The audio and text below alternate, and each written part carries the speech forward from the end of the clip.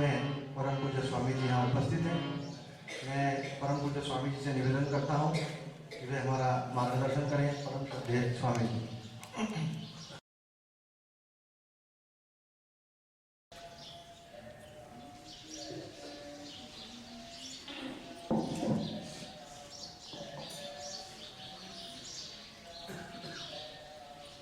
ईश्वरः गुरुरात्मेति मूर्तिभेद विभागिने व्योमवद्व्याप्तदेहाय दक्षिणामूर्तये नमः। गुरुर्ब्रह्मा गुरुर्विष्णु गुरुर्देवो महेश्वर गुरु साक्षात् परब्रह्म तस्मै श्री गुरवे नमः। वसुदेवसुतं देवं कंसचाणूरमर्दनं देवकी परमानन्दं कृष्णं वन्दे जगद्गुरुं। शिवं शान्तं जगन्नाथं लोकानुग्रहकारकं शिवमेकं पदं नित्यं शिकारायै नमो नमः।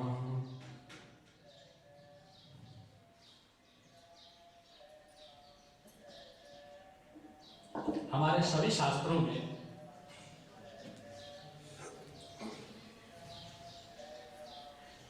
जीवन के गूढ़ तत्वों को समझने के लिए एक सिद्धांत परिचर्चा संपूर्ण मीमांसा वर्णित है। ये हमारे मूल जो हम वैदिक सनातनी लोग हैं, हमारे ऋषि मुनियों की परंपरा में वेद, चार वेद के भीतर से जो ज्ञान पैदा हुआ, उपवेद और उसके बाद में उपनिषद, फिर स्मृतियां, फिर नाना भाष्यकारों के अपने अपने स्मृति ग्रंथ हैं, और ब्राह्मण, आरण्यक और उपासना, भक्ति और ज्ञान, ये तीन के विविध जो है वर्णन है।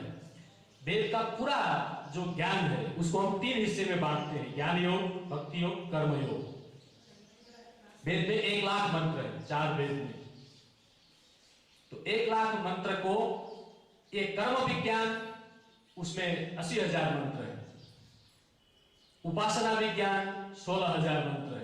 ये तीन साइंस है, इसलिए वेद को विज्ञान जो बोलते हैं। कर्म विज्ञान एक विज्ञान है, कर्म की क्या उत्पत्ति है, क्या उसका प्रक्रिया है और क्या उसकी गति है, इसका पूरा वर्णन करता है। यानी कि क्या वो कैसे किया जाए, फिर उसको विशेषज्ञता कैसे हासिल किया जाए और उसका परिणाम क्या है, वो कहां पहुंचाता है आपको। कर्म माने हमने एक घर बना लिया, कर्म माने हमने एक गाड़ी चला के ग्वालियर से दिल्ली पहुंच गए, कर्म माने हमने कुछ सोच लिया, ऐसा नहीं है। संपूर्ण कर्म की एक उत्पत्ति है, ये उत्पत्ति कहां से होती है, कर्ता को ये जानना जरूरी होता है, और इसका विस्तार क्या है, ये भी कर्ता को कर्म करते हुए बहुत जानना पड़ता है, और परिणति, तीनों जानकर करो। फिर उसके बाद आता है उपासना विज्ञान। उपासना विज्ञान में इस स्थूल संसार को गवर्न करने वाली, इसका नियंत्रण करने वाली, इसका निरीक्षण करने वाली और इसको गतिमान करने वाली एक शक्ति है, वो है निराकार। उसको चिन्मय कह सकते हैं आप, चिदानंद कह सकते हैं, उसको अमर कह सकते हैं। एक सत्ता है, उस सत्ता ने विविध रूप धर के वो हमारे कल्याण के लिए काम करती है। वायु के लिए वरुण देवता है, अग्नि के लिए अग्नि देवता, ऐसे पूरी विशाल उसका एक खेल है। तो वेद की उपासना पद्धति बोलती है कि आप उन संपूर्ण सूक्ष्म सत्ताओं को प्रसन्न करके इस जीवन में वैभव प्राप्त करके और यहां जीते जी मुक्ति प्राप्त करने के लिए अभ्युदय निश्रेयसम, आपको जीते जी, जब आप में पूर्ण होश है मुक्ति की, आपको पूरी तरह वासना होनी चाहिए, माने अनुभूति होनी चाहिए, ये गारंटी है। उसके बिना भारत भूमि पर मनुष्य जीवन को असफल माना गया है। और फिर वो अंतिम में बोलता है कि जो 4,000 मंत्र रह गए, ये है उपनिषद, यानी कि ज्ञान तत्व, तत्व विज्ञान, कर्म विज्ञान, उपासना विज्ञान और तत्व विज्ञान। वो बोलता है कि इस सारे समष्टि का आधार क्या है और उस आधार की विशेषताएं क्या है, वो कैसे चिद्विलास कर रहा है और उसको हम कैसे प्राप्त कर सकते हैं। ये भी उसमें दो सभी सिस्टम है, सब कुछ बताया। अब फिर बताता है कि उसको पाएंगे कैसे, तब बोलता है अनंत मुक्ति कामना। ठीक ऐसे जैसे वेद है, जो मैंने आपको वेद का एक साधारण स्वरूप बताया, उसी का ये विशाल विस्तार है। षड दर्शन, आगे जाके अनेक लोजियां, जितनी भी आज ज्ञान विज्ञान की जितनी लोजियां, जितने मतवाद है, वो सब वहीं से आते हैं। वहां सबके लिए स्थान है। संशयवाद, असंशयवाद, यथार्थवाद, अयथार्थवाद, आदर्शवाद, भौतिकवाद, सबके लिए स्थान है। परंतु सबका क्या है? एक सिस्टम है वहां, बस इतना है। तो फिर एक है शास्त्र, आगम शास्त्र। आगम शास्त्र है, सांब शिव ने परम जगदम्बा पार्वती को जो उपदेश किया है। कहते हैं कि शिव जो है पार्वती परम जगदम्बा, ये पार्वती दूसरी भगवती है, ये वो भगवती नहीं है। लक्ष्मी वो भगवती नहीं है, उन्हीं के अंश से आए हुए हैं। तो शिव ने जब उनके उदर में अपने को पाया, विशाल ब्रह्मांड भांडोदरी बोल के आप अन्नपूर्णा स्तोत्र में देवी का स्वरूप पढ़ते हैं, तो उनके उदर में अपने को पाया, तो उन्होंने देखा कि मैं कहां हूं, क्या मेरा स्वरूप है। तब भगवती ने उनको अपने हाथ में लिया, हाथ में लेकर उनको उनका सब स्वरूप बताया। तुम्हारा आगे जाके ये काम है, परंतु अभी फिर तपस्या करो। फिर अपने उदर में रखा, फिर अनंत काल के बाद फिर उनको बाहर निकाल के फिर उनको तपस्या के लिए भेजा। फिर तपस्या किया, शिव परम योगी हो गए, उनके अखंड समाधि से प्रसन्न होकर भगवती ने फिर उनको अपने पास बुलाया। उन्हें बोला कि जो ज्ञान तुमने आज अनुभव किया है, जिस अखंड सत्ता में आज तुम स्थित हो, वो मेरी कृपा से तुमने प्राप्त किया है। अब परंतु इसके बाद मैं रूप बदल के, क्योंकि अब सृष्टि का विस्तार होना है आगे, तुमको जगत का मालिक बन के काम करना है। तो मालिक ऐसे नहीं बनता है ढीला ढाला आदमी, उसके लिए तुम्हारी वो स्थिति चाहिए। अब मैं रूप बदल के पत्नी बनकर तुम्हारे पास आऊंगी, और तुमको उस अवस्था में भी इस ज्ञान को अक्षम रूप में मेरे को बताना पड़ेगा। फिर वही जो कथा अमरनाथ में हम जो कथा सुनते हैं ना, इसके बाद जब उन्होंने शिव को देखा कि ये परिपूर्ण तत्व है, तब शिव ने उनकी गुरु रूप में वंदना किया। तो ये कुल मिलाकर सारा ज्ञान है, ये ज्ञान हमको एक अनंत अलौकिक आनंद देता है, परंतु पाए से बहुत कठिन है। इसीलिए फिर ऋषि मुनियों ने इसी परंपरा को सरल करने के लिए गुरु तत्व बोध,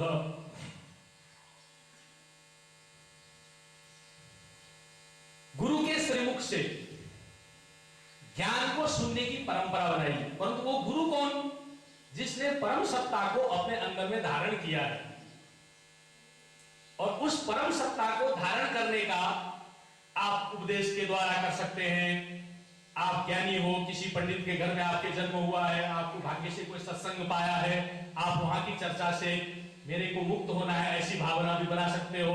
आप कोई शास्त्र पढ़ सकते हो, आपके जीवन में कोई ठोकर लग सकती है, ठोकर लग के आपको लगता है कि ये जीवन कितना नश्वर है, कितना नकली है, कितना अस्थाई है, और हम क्या कर रहे हैं, समय ऐसे बीत जा रहा है। किसी भी परिस्थिति से आपके अंदर में मुक्ति वासना पैदा होती है। वो मुक्ति वासना कितनी प्रबल है, कितनी यथार्थ है, अपनी जगह है, परंतु होती जरूर है। फिर बोलता है कि इस मुक्ति भावना का अंतिम क्या है, कैसे ये मुक्ति भावना पैदा किया जाए अपने अंदर। जब मुक्ति भावना पैदा होती है, तब गुरु मूर्ति लेकर संसार में आता है। मैंने अभी आपको जो श्लोक सुनाया मंगलाचरण में, ईश्वर गुरु आत्मेति, वो परम ईश्वर अपने आनंद को इस संसार के प्रत्येक व्यक्ति को देने के लिए, ज्ञान के दरवाजे खोलने के लिए उसने वेद दिया। पहले सृष्टि के आदि में ही हमको वेद दे रखा है, और ऋषियों की परंपरा यानी कि गुरु परंपरा दे रखी है। सब कुछ स्पष्ट है, कहीं कोई अंधकार नहीं है। अंधकार है तो हमारी मति का फेर है, बोल रखा है।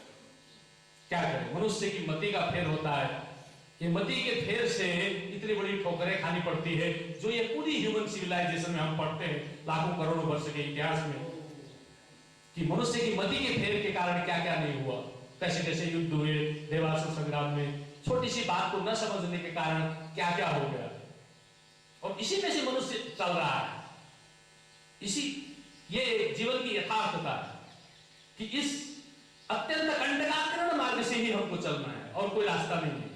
परंतु इसी कंटकाकिनी मार्ग को अपने विवेक के द्वारा, अपने ज्ञान के द्वारा अत्यंत सुगम राजपथ भी बनाया जा सकता है।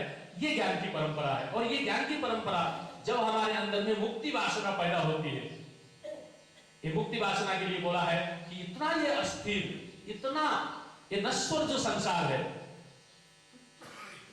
इसका अंत कहां है? जब हमारे अंदर में ये वेदना पैदा होती है कि मैं ये कैसे जानूंगा, मेरा दिन का प्रत्येक दिन बीतता जा रहा है, आयु का प्रत्येक क्षण बीतता जा रहा है, क्या मेरे जीवन का यही उद्देश्य है? ये बुद्धि, इसी को मुक्ति वासना बोलते हैं शंकराचार्य जी। ऐसी मुक्ति वासना जब पैदा होती है तब गुरु स्वयं मूर्ति भेद, ईश्वर स्वयं होने के कारण कहीं कहीं से मूर्ति भेद में आपके सामने प्रकट होता है। ऐसी अनंत कहानियां हैं। ठाकुर रामकृष्ण जो है एकदम निरक्षर एक ब्राह्मण के लड़के थे, कौवा भी उन्होंने नहीं सीख पाया था। उनके भाई ने बोला कि तू कुछ करेगा नहीं, अब तो तेरा जीवन तो निष्फल हो गया, अब क्या करना है? तू चल वहां एक देवी का मंदिर है, पुजारी तो बन सकता है। उन्हें उस चीज को जल्दी स्वीकार कर दिया एकदम बिना कोई प्रश्न किए। पढ़ने का उन्होंने स्वीकार नहीं किया कभी भी। उनको पढ़ो बोला तो उन्हें मना कर दिया एकदम। तो घर में 18 वर्ष का लड़का पढ़ता लिखता नहीं, तो सब उनको मारने के लिए गए। माता भी रोती है, पिता चले गए हैं, विधवा माता है, ब्राह्मण का बेटा है, नहीं पढ़ेगा क्या खाएगा? तो उनको किसी ने बोला, तो उन्हें एक दिन बोल दिया, सबको उत्तर दे दिया, बोले भाई ये चावल दाल केला, माने ब्राह्मण लोग का यही होता है ना, सीधा आंसर करने वाली विद्या नहीं पढ़ूंगा। तो बोला फिर कौन सी विद्या पढ़ेगा? बोले साविद्या विमुक्त। बताओ कहां से पढ़ेगा ये मूर्ख, का भी नहीं जानता है। साविद्या विमुक्त कौन सी विद्या पढ़ने वाला है? जब वो दक्षिणेश्वर पहुंचे, उन्हें एक ही नियम बनाया। उन्हें बोला अब मेरा संसार में कोई नहीं, मैं मां को चाहता हूं कि मां मेरे को दर्शन दे। अब मां के पास में पहुंच चुका हूं। उनका ऐसा अपनी छोटी बुद्धि से ये निष्कर्ष निकाला। और उस मां को प्राप्त करने के लिए 2 वर्ष तक जो उन्हें साधना किया है आप सुन नहीं सकते। उन्होंने अपना खाना छोड़ दिया, सोना छोड़ दिया। जब खाना और सोना के बाद भी उनको अनुभूति नहीं हुई, तो वो दिन के ठीक सूर्यास्त के समय जो गंगा जी के सामने स्नान करने जाते थे, वहां जाकर अपने मुख को पत्थर में रगड़ते थे। घाट के जो पत्थर होते थे उसमें बड़ी जोर से रगड़ते थे, बड़ी उग्रता थी उनके अंदर अत्यंत। और उस रगड़ने के कारण रक्त का फव्वारा छूट पड़ता था मुख से। और घाट में नहाने वाले लोग, बच्चा है एक छोटा सा, तो बड़े वेदना से बोलते थे, बेचारे का माता पिता मर गए, पता नहीं क्या हो, क्यों ऐसा कर रहा है। तो उसी जोर से जब रगड़ते थे तो रक्त का फव्वारा छूटता था, बेहोश होकर वहीं गिर जाते थे। बहुत देर बाद जब होश आती थी तब बोलते थे, मां आज मेरा दिन का एक दिन चले गया, तुमने दर्शन नहीं किया, मेरा जीवन निष्फल हो रहा, मेरा कोई नहीं इस संसार में, मैंने सर्व आश्रय छोड़ के तुम्हारा आश्रय स्वीकार किया है, क्या तुम मेरे को दर्शन नहीं दोगी? एक शिशु बोध, चाहे आप वेदांत पढ़ के लाओ इस बोध को, चाहे जगत के ठोकर खा के लाओ इस बोध को, चाहे अपने विवेक से लाओ। इस संसार को देखकर हमने इतनी दिन चर्चा ही की है, तो आपको समझ में आ गया है संसार क्या है। जैसे लाओ, परंतु ये इंसान की सबसे बड़ी प्रॉपर्टी है और कोई प्रॉपर्टी नहीं है आपकी इस संसार में। आपकी संपूर्ण संपत्ति मृत्यु में आपको ठग देती है। एक ही प्रॉपर्टी है जो आपका कभी साथ नहीं छोड़ती, इसका नाम है वैराग्य। सर्वम वस्तु भयान्वितम भूमि निर्णाम वैराग्य मेवा भयम, बोलते हैं भरतरी जी।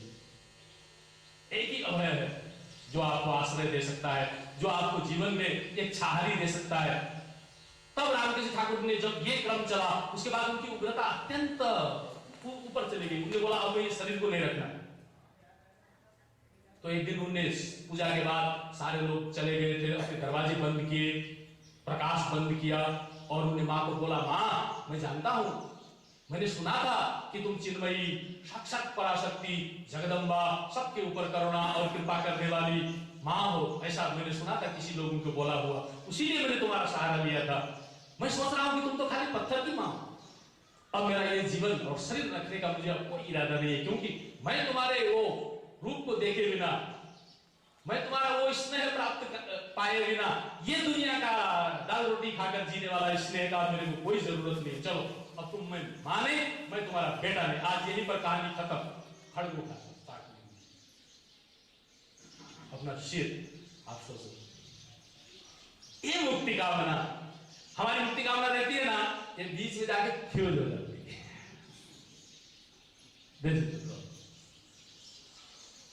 ये मुक्ति कामना, क्या विचार का इतना नियंत्रण हमने पैदा किया। अभी हमने आध्यात्मिक चर्चाएं की यहाँ सत्संग में, वो क्या बोल रहा है, हमारे विचार के ऊपर हमारा नियंत्रण रहता है क्या? यही आध्यात्मिक साधना है, यही उपासना है। हमारे विचार हमको न दबाए, हम विचारों के ऊपर नियंत्रण करके सत्य को न भूले, उन आने वाले विचारों का और जाने वाले विचारों का हम साक्षी बने। शिवाजी महाराज का जीवन देखिए आप, समर्थ गुरु रामदास और शिवाजी महाराज की बहुत देर में भेंट हुई। जब उन्होंने अपना राज्य बनाना शुरू किया, शिवाजी बहुत कीर्ति प्राप्त कर चुके थे, बहुत सारी युद्धों में जीत लिया था। उनको भी पता था कि मुझे समर्थ जी से मिलना है, उनके हृदय के अंदर सारी लालसाएं थी। और समर्थों को भी पता था कि मेरे शिवा से एक दिन मिलना है, मेरा काम है उसके साथ, कोई कोई जन्म जन्म का जोग है, उसको पूरा करना है। तो जब मिले तब दोनों में कोई बात ही नहीं हो सकती। जैसे उसको बाबा साहब पुरंदरे अपने जाता राजा में बोलते हैं कि जैसे आकाश और धरती मिला, ऐसा दृश्य हुआ। कोई बोल नहीं सके, एक शब्द न तो शिवाजी के मुख से निकल रहा है, न समर्थ रामदास जी के मुख से निकल रहा है। तब उसके बाद उनकी दीक्षा का तिथि निश्चित हुआ। उन्हें अनुरोध किया कि अब तो मैं दीक्षा के बिना रह नहीं सकता, तो फिर दीक्षा देने का तिथि निश्चित हुआ। जब दीक्षा दिया गुरु ने, परिपूर्ण इतना बड़ा ज्ञान समर्थ साक्षात ईश्वर कोटि महापुरुष, उसने दीक्षा देके उनके खप्पर में हाथ रखा, अपना दक्षिण हाथ, तो शिवाजी सब कुछ भूल गए। उनकी समाधि लग गई और समाधि से जगने के बाद उन्होंने बोला, गुरुदेव अब मैं कोई योद्धा नहीं, कोई शिवाजी नहीं, कोई हिंदू नहीं, कोई मुसलमान नहीं, कोई भारत नहीं, कुछ नहीं। अब मेरे को आप ऐसा आदेश दो कि मैं परिव्रज्यामि कपाल पाणिना, मैं अब हाथ में कपाल लेके, खप्पर लेके, संसार भर फकीर बनकर दो भिक्षा खाके प्रभु का नाम जपना चाहता हूं, मेरे लिए आदेश करो। तब उन्होंने समझाया कि नहीं, जैसे राजा जनक को अष्टावक्र जी ने बोला था, मैं तेरे को आदेश कर रहा हूं, ये राज्य तेरा नहीं मेरा है, और ये तेरी तलवार, ये रक्त शोषने वाली तलवार नहीं है, ये दुधारी तलवार है। तू जो ये शोणित बहाता है, ये रक्त नहीं बहता है, ये मेरे आदेश से तुझे ये काम करना है।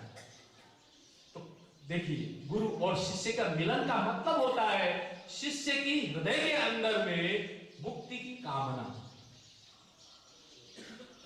ये मुक्ति की कामना आपका जितना गहरा होगा, जिस व्यक्ति की मुक्ति की कामना जितनी गहरी होगी, वो भीतर से गुरु अपने आप प्रकट होता है। भौतिक गुरु तो मिलता ही है, वो अलग बात है। आज का समय तो क्या है, लाइन लगा के गुरु बना लो, आज तो फॉर्म वॉर्म भरे जाते हैं। आज ये विचित्र जमाना आया ना, इस युग, ये युग ही विचित्र है। इसने इंसान को ऐसा बना दिया है कि इंसान की सारी चीजें जो चौपट करके इंसान को एक मरकट बना दिया है। गोस्वामी जी बोलते हैं कि मरकट की जैसी हालत होती है उसी समय कलयुग में। आज से 150-200 वर्ष पहले उन्होंने रामायण लिखते समय ऐसी बात बोलते हैं। आज तो गोस्वामी होते तो कौन सी किताब लिखते मेरे समझ में नहीं आता। आज यदि गोस्वामी तुलसीदास को बैठ के अगर रामायण लिखनी पड़ती तो बहुत मुश्किल काम, उनकी लेखनी शायद नहीं चलती, नहीं उठा पाते वो लेखनी। तो कहने का मतलब, ये जो भारतीय परंपरा है, इस भारतीय परंपरा के अंदर में इस अनित्य संसार को, क्षमा मुझे बता दीजिए, अनित्य संसार को इतना ही है, इसमें आप कुछ भी बोलो, कितना ही बोलो, बोलने के लिए हजारों पद्धति है। जिन महापुरुषों ने अपने में अंगीकृत कर रखा है, ये विशिष्ट महापुरुष है जिनका योगदान हमारे इन सारे भारतीय संस्कृति सभ्यता में, ये ऐसा मत बोलिए कि कोई बहुत बड़े ख्याति प्राप्त ऐतिहासिक रूप में जिनका ख्याति है वही ऐसे हुए हैं। भारतीय परंपरा में सभी लोग इस प्रकार के दिखाई देते हैं। आपके इस छोटे से राम मंदिर में जहां बैठ के कीर्तन करते हो, ये किसी साधक लोगों ने साधना करके जगाए हुए भगवान जैसा लगता है। यहां बैठ के चेतना का ठीक वैसा ही उद्गमन होता है जैसा बद्रीनाथ में बैठ के होता है। यह अनुभव करते। मैं अभी उसी दिन से यहां आया हूं, आपके साथ में सहयोग से सत्संग चल रहा है। मैंने सारे तीर्थ घूमे भारत के, मेरे आत्मा में बैठे हुए गुरु ने मेरे को इतना भ्रमण किया है, मैंने भारत का कोई कोना नहीं, कोई जगह नहीं छोड़ा, सब घुमा हूं। सभी जितने भी लिस्टेड तीर्थ और शक्ति गोप्य शक्ति स्थान भी लगभग गया हूं। कोई एकदम ग्रामीण इलाके छूट गए होंगे तो मैं कह नहीं सकता। उनकी जो आभा है वो आभा ठीक इस मंदिर में भी वो आभा का आभास होता है। इसका मतलब उसी सदगुरु के चरण में अपने जीवन को निछावर करने वाले ये जो महापुरुष होते हैं, ऐसे जो लोग होते हैं अपने जीवन का व्रत ही ईश्वर के ऊपर और गुरु के वाक्य के ऊपर जीने वाले, ये भारत की परंपरा है। उसी से ऐसा होता है, उसी से स्थान तीर्थ हो जाता है। इसलिए तीर्थ का महत्व यही है। कल आपने वो शिव जी का एक आजकल वो आ रहा है ना सीरियल, देखा क्या? कल का सीरियल देखा? किसने देखा? क्या लेक्चर दिया है कल शिव जी ने। वो आज के मनुष्य के लिए, आज के मनुष्य की जो दशा है उसके कितना सुंदर चीज बोला। उन्होंने बोला कि ऐसा मनुष्य जो अपने अस्तित्व को रक्षा करने वाली चीजों की भी रक्षा करना, वंदना करना, उनका संरक्षण करना, यानी कि गंगा जाती है उनके पास में कि आज स्थिति ऐसी है, मैं पृथ्वी में नहीं रहना चाहती, मेरा कोई आदर नहीं करता। गंगा ने ऐसा बोलने के बाद फिर शिव की प्रतिक्रिया थी उसके ऊपर, बोले अब इसका सर्वनाश होना चाहिए। बड़ी सुंदर भाषा में उन्होंने बोला कि मैंने इस जगत की रक्षा के लिए जो हलाहल अपने कंठ में धारण किया था, शायद अब इस हलाहल को छोड़ने का टाइम आ रहा है। तब विष्णु बोल आते हैं कि प्रभु ऐसा ना करो। तो कहने का मतलब वास्तव में वो सीरियल बनाया है आज की परिस्थिति में, वो बड़ा किसी अच्छे आदमी ने बनाया। मुझे लग रहा है ये सीरियल बहुत एडवांस है, पहले का ओम नमः शिवाय जैसा नहीं है। तो कहने का मतलब मनुष्य होने के नाते हमारे जीवन का पहला आधार है हम अपनी मुक्ति की कामना करें। और जब मुक्ति की कामना करते हैं तो जगत हमारे लिए पूजा का वस्तु बनता है। जगत जब पूजा का वस्तु बनता है तो उसी को जीवन कह सकते हैं आप। जब ये संसार हमारे लिए पूजा का वस्तु होता है उसी के लिए, तो यही हमको प्रेरणा लेनी चाहिए। गुरु और शिष्य का अनंत उदाहरण है। विवेकानंद को रामकृष्ण कैसे मिले देखिए आप, ऐसे अनेक अनंत उदाहरण है। भरतहरि जी महाराज को गोरखनाथ कैसे मिले, जब भरतहरि जी ने अपना पूरा राज्य, ऐसे अनंत उदाहरण। उन्हें अपना पूरा राज्य त्यागा, अपना छोटा भाई विक्रमादित्य को बुला के राजा बनाया और उसके बाद वो जंगल चले गए। तो तरह तरह की साधनाएं करने लगे, पत्ता खा के रहने लगे, पानी खा के रहने लगे, अनेक प्रकार के उनके अंदर वो जन्म जन्म के योगी थे। भगवान का उनका उद्धार करने की इच्छा थी, इसीलिए उन्हें वो नाटक रचा। दरबार से वो बाहर गए, पूरी घटनाएं, वो फल देना, वो सब भगवान की तत्काल नारद को उन्हें बोला था कि इसको तो अभी मुक्त होना है और ये फंसा हुआ है संसार में, तुरंत कोई घटना घटाओ। वो घटा और वो हुआ, गए। अनंत समय के साधना के बाद एक दिन उनको क्या हुआ, जब भगवान मिलेगा कि नहीं, ये बहुत उग्र हो गया उनका भाव। वो असमंजस में इतने दिन साधना कर रहे हैं, तभी उन्हें एक आवाज लगाई, उनका प्राण शरीर से निकल रहा था। उस दिन उनका प्राण जो है शरीर से निकल रहा था और कंठ में आकर अटक गया। अब वो न कंठ से बाहर आता न नीचे जाता। तब उन्होंने भगवान की स्तुति की है, एकाकी निष्प्रिय शांत पाणिपात्रो दिगंबर कदा संभो भविष्यामि कर्म निर्मूलन क्षम। अब तो बोलो हे प्रभु, मैं एकाकी हूं, निष्प्रिय हूं, मैंने सब कुछ छोड़कर आज तुम्हारा भज रहा हूं और मेरा प्राण कंठ में निकल रहा है। मुझे इस देह की जरूरत नहीं, आप निकल जाओ। आपको मेरे को दर्शन देने की, कृतार्थ करने की इच्छा नहीं है, मेरी कोई भी आपसे शिकायत नहीं है, आप निकल जाओ। पर तुम ऐसी अवस्था में मत रखो कि न प्राण नीचे जा रहा है न ऊपर आ रहा है। इस अंतिम आकंठ मृत्यु को चुनौती देने वाली, इसी को बोलते हैं मृत्यु को चुनौती देना। साधक मृत्यु को चुनौती देता है अपने जीवन में। जो मृत्यु इस पूरे संसार को ग्रस रहा है वही विद्या हमको गुरु देता है, मृत्यु को जीतने वाली। यही है गुरु और शिष्य का संबंध। तब भगवान गोरखनाथ उनके सामने आए। तो ये एक जो चीज है, वो दशा इंसान की कब होती है वो अपनी बात है, वो हमारे लिए आदर्श है, हमारी दशा या किसी की दशा। परंतु हमारा जो मुख्य उद्देश्य ये है कि इस जगत के सारे घटनाओं को देखकर अपनी मनस्थिति ऐसे स्थिति में रखना, उस पॉइंट में, उस जगह पर, उस केंद्र पर रखना। कभी कभी गुरु तो आएगा ही, ज्ञान तो आएगा ही, आनंद तो आएगा ही। ये काम हमारा है, ये काम हमको करना पड़ता है सारी वासनाओं को त्याग कर। जगत की संपूर्ण वासनाएं केवल इसी आत्म तत्व की साधना से पूर्ति भी होती है। एक उल्टा विज्ञान है, आप जगत में वैभव चाहते हो ना, बिल्कुल। उन्नति चाहते हो ना, बिल्कुल, सब मिलता है।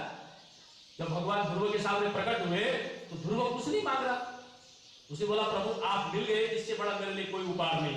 भगवान ने बोला ध्रुव आज मेरे को विष्णु लोक तुच्छ लग रहा है, आज मेरे को वैकुंठ तुच्छ लग रहा है, आज मेरे को स्वयं विष्णु बोलते हैं लोग, जगत मेरी वंदना करता है, मुझे अपना विष्णु नाम भी बहुत छोटा लग रहा है तुमको देखकर।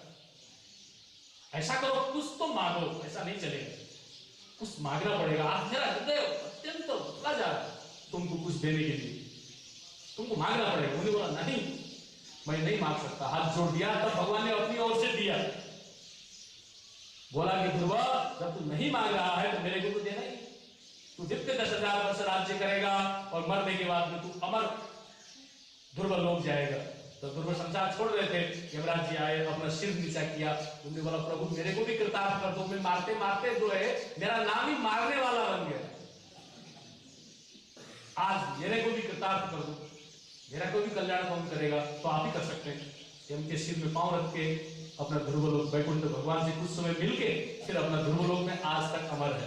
तो भगवान आपको वैभव भी देते हैं। ये भारत की कला विद्या आज हम भूल के सारा अगरबत्ती इसीलिए जलाते हैं कि थोड़ा सा एक प्लास्टिक का टुकड़ा, एक गाड़ी मिल जाए, एक घर मिल जाए, एक नौकरी मिल जाए, इसी को आजकल सेटलमेंट बोलते हैं, बोले सेटल्ड हो गए साहब। अरे ऐसे लोग गए मती ब्रह्म वाले, एक अरबपति बाप का बेटा, एकमात्र बेटा, बहुत ज्ञानी पंडित, पढ़ा लिखा, बड़ी नौकरी लगी, तो अब बेटा एक ही इतना बड़ा प्रॉपर्टी वाला इंसान भी है, वो है सब कुछ किया है, ज्ञानवान भी है, और बेटा भी वैसे भौतिक हिसाब से बहुत ज्ञानवान है। वो बोलता है बेटा अब तो शादी कर लो, एक ही बेटा है? जो एक माता पिता की और सामान्य समाज की स्थिति होती, वो बोलते शादी नहीं करेगा। उन्हें 2 वर्ष लगा दिया, तो काहे के लिए बोले साहब सेटल्ड नहीं, हम सेटल्ड होंगे तब कर लेंगे। तो कहीं से उनसे मेरा संपर्क था कभी आने जाने का, तो मैं कई दिन से उनके पास नहीं गया था, कई एक प्रसंग से मैं भी पहुंचा, लुधियाना में बहुत बड़ा बिजनेस है उनका। तो उन्होंने बोला कि महाराज जी मेरा बेटा शादी नहीं करता। तो मैंने कहा ठीक है, उसकी इच्छाएं होंगी, अब ये हम क्या कर सकते हैं। तो बाद में उसको उससे मैंने बातचीत की, मैंने कहा कि आप शादी नहीं कर रहे हो, बोले बात क्या है? तो बोले स्वामी जी हम सेटल्ड हो गए। मैंने कहा अभी तुम क्या पूरी तरह विस्थापित हो, अभी तुम घरबार विहीन कोई सड़क के स्ट्रीट चिल्ड्रन हो। बोलने नौकरी भी लग गई, सब कुछ हो गया, माता पिता की इच्छा, तुम्हारा सेटल्ड का उसका सेटल्ड का उसने मतलब समझाया मेरे को कि साहब माता पिता लुधियाना में रहते हैं, अभी मैं एक 50 लाख का फ्लैट चंडीगढ़ में ले रहा हूँ, वो काम पूरा हो जाए क्योंकि नौकरी का 2-3 वर्ष हुआ है, अगले साल हम विवाह करेंगे। यानी कि चंडीगढ़ का फ्लैट में रहने कर लुधियाना में दोनों माता पिता को चाय और पानी कौन पिलाएगा, इसकी कोई चिंता नहीं। तब वो सेटल्ड होगा, तब वो शादी करेगा। ये एक धारणाएं डाल दी है अज्ञान की, ऐसी कितनी प्रकार से इंसान भ्रष्ट हो गया। ये देखिए जब फिर मैंने उसको समझाया कि जिस माँ ने तेरे लिए रात दिन कितना अगरबत्ती जलाया, कितना मंदिर गई होगी, तेरे को कितना खिलाया होगा, अगर एकमात्र संतान दूसरा भाई होता तो तू कह सकता था चलो तुम भी ऐसा सोच रहे हो, तुम्हारे अंदर में कभी कोई वो नहीं आता है कि ये जो माता पिता है इनका गोदी सेटल्ड है? तो उसने कई बात होने के बाद में दूसरे दिन मेरे को बोला स्वामी जी हमने कभी जीवन को इस दृष्टि से नहीं देखा, इस दृष्टि से जो आपने मेरे को समझाया, इस दृष्टि से आज तक हमने कभी देखा ही नहीं। हमारी जितनी संगत है उस संगत में इसकी कोई चर्चा नहीं होती है, इस चीज को हम कुछ नहीं मानते।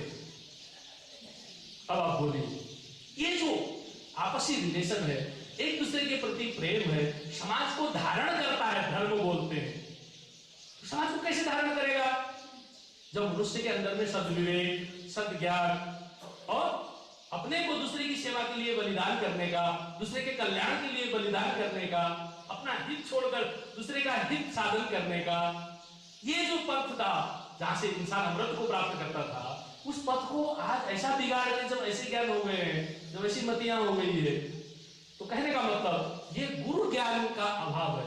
जो भारत की असली गुरु परंपरा है, वो ज्ञान जो आपके अंदर में ये पैदा करता है कि तू एक अमृतमय सत्ता है, आनंदमय सत्ता है, उसको प्राप्त करने के लिए मेरे से मंत्र ले। इसके लिए नहीं खाली कागज में मेरा चेला बन जा और गुरु पूर्णिमा का दिन 10,000 दक्षिणा दे दिया, भंडारा करा दिया, चेला भी खुश, गुरु भी खुश। ये नहीं, तो इसी के कारण ही ऐसे चेले पैदा हो रहे हैं आज भारत में। गुरु को भी कैश करके, भगवान को भी कैश करके, इधर खुद भी। तो ये माने हमारी भारत की जो सनातन परंपरा में ये जो चीज है, इसको हम धारण करें। ऐसे दिव्य भव्य महापुरुष आज उनका आज क्या है, जयंती का 31वीं पुण्यतिथि का दिन है। तो इनके जीवन से हम प्रेरणा लें। इन्होंने जिस भक्ति, जिस भावना से अपने इष्ट को भजा होगा, उसी का परिणाम है कि यहाँ वो आनंद है। उस आनंद को हम भी प्राप्त करें, जितना कर सकते हैं अपने उद्योग से, अपने परिश्रम से, अपने विवेक से, कि ईश्वर को केंद्र रखकर हम एक सुंदर जीवन जी सकते हैं, यशस्वी जीवन जी सकते हैं, अमर जीवन जी सकते हैं। तो इसी परिणाम के साथ धन्यवाद।